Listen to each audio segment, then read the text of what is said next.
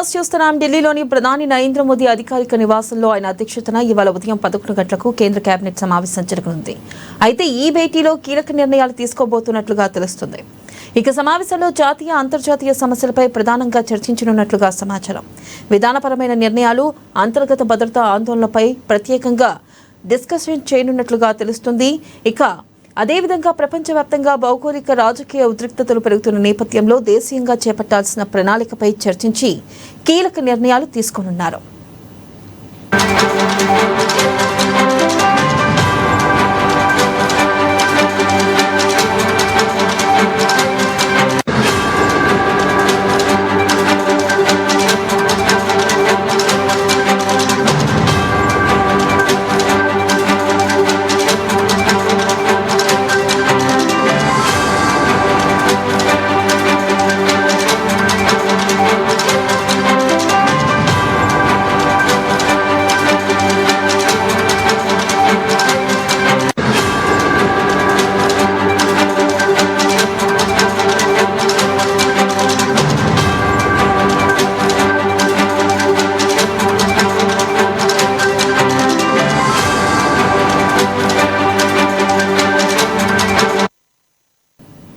Breaking news చూస్తున్నాం. ఢిల్లీలోని ప్రధాని నరేంద్ర మోదీ అధికారిక నివాసంలో ఆయన అధ్యక్షతన ఇవాళ ఉదయం 11 గంటలకు కేంద్ర కేబినెట్ సమావేశం జరగనుంది.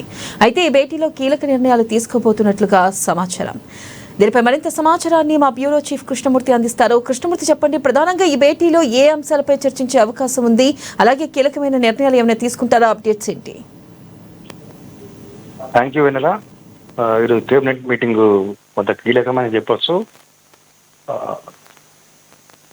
కాశ్మీర్ దాడి సంఘటన అనంతరం జరుగుతున్నటువంటి పరిణామాలు, తర్వాత కాశ్మీరులో పరిస్థితులు, దేశవ్యాప్తంగా ప్రభుత్వం పైన వస్తున్నటువంటి అభినందనలు, విమర్శలు, వీటితో పాటు భవిష్యత్తులో కాశ్మీర్ పట్ల అనుసరించాల్సిన విధానం, ప్రపంచ దేశాలలో ఒక సానుభూతిని పొందాలి, ప్రపంచ దేశాల మద్దతు తీసుకోవాలి అంటే అనుసరించాల్సిన వ్యూహము, వీటన్నిటి మీద కొంత క్యాబినెట్ చర్చించే అవకాశం ఉంది.